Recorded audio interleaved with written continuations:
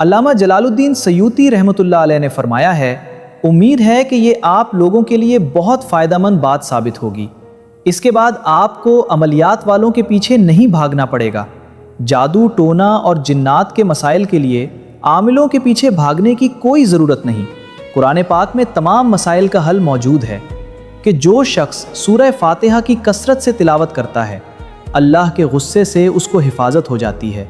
جو شخص یاسین شریف روزانہ پڑھتا ہے، اللہ تعالیٰ اس سورت کی برکت سے قیامت کے دن کی پیاس سے اس کی حفاظت فرماتے ہیں۔ جو شخص سورہ دخان پڑھتا ہے، اللہ تعالیٰ قیامت کے دن کے خوف سے اس کو امن عطا فرماتا ہے۔ جو شخص سورہ واقعہ کی تلاوت کرتا ہے، اللہ تعالیٰ رزق کی تنگی سے اس کی حفاظت فرماتے ہیں۔ سورۃ الملک کو باقاعدگی کے ساتھ پڑھنا یہ قبر کے عذاب سے انسان کو بچا لیتی ہے۔ سورہ کوثر کی جو کثرت کرے تو جو جھگڑا کرنے والے اس کے دشمن ہیں، اللہ ان دشمنوں کی دشمنی سے محفوظ فرما لیتے ہیں۔ جو شخص کثرت کے ساتھ سورہ کافرون پڑھتا ہے، اللہ تعالیٰ موت کے وقت کافر بننے سے حفاظت فرما دیتے ہیں۔ جو سورہ اخلاص کی تلاوت کرتا ہے، اللہ تعالیٰ اس کو نفاق سے بری فرما دیتے ہیں۔ جو شخص سورہ فلق کی تلاوت زیادہ کرے گا تو اللہ حاسدوں کے حسد سے بچائیں گے، اور جو انسان سورۃ الناس کی کثرت کرتا ہے، اللہ شیطان کے وسوسوں سے اس کی حفاظت فرماتا ہے۔ اب جب اللہ کے حبیب صلی اللہ علیہ وسلم نے ہمیں یہ باتیں بتا دیں تو ہمیں کس بات کی پریشانی؟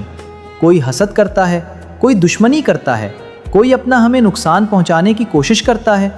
دل میں یقین رکھیں، نقصان پہنچانے سے بچانے والا زیادہ بڑا ہے۔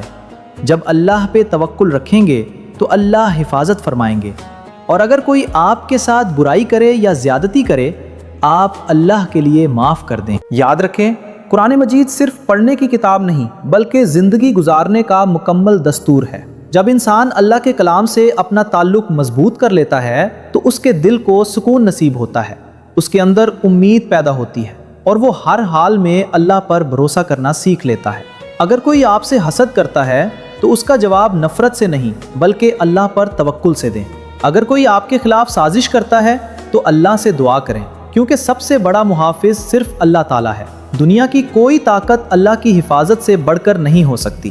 قرآن کی تلاوت کو اپنی روزمرہ زندگی کا حصہ بنائیں۔ روزانہ چند آیات بھی اخلاص کے ساتھ پڑھیں، ان کے معنی سمجھنے کی کوشش کریں اور اپنی زندگی میں ان پر عمل کریں۔ یقین رکھیں، اللہ تعالیٰ اپنے بندوں کو کبھی تنہا نہیں چھوڑتا۔ مصیبت آئے تو صبر کریں، خوشی ملے تو شکر ادا کریں، اور ہر حال میں اپنے رب سے تعلق مضبوط رکھیں۔ یہی وہ راستہ ہے جو انسان کو دنیا میں بھی سکون دیتا ہے اور آخرت میں بھی کامیابی کا ذریعہ بنتا ہے۔ کبھی بھی جادو، عملیات یا غیر شرعی ذرائع پر بھروسہ نہ کریں۔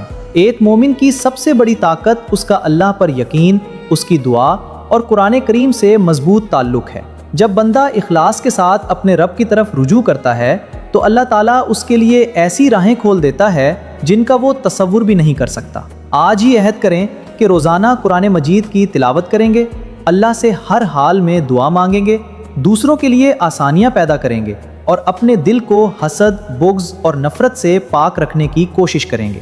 اللہ تعالیٰ ہمیں قرآن سے محبت کرنے، اس پر عمل کرنے اور اس کی برکتوں سے فائدہ اٹھانے کی توفیق عطا فرمائے۔ آمین۔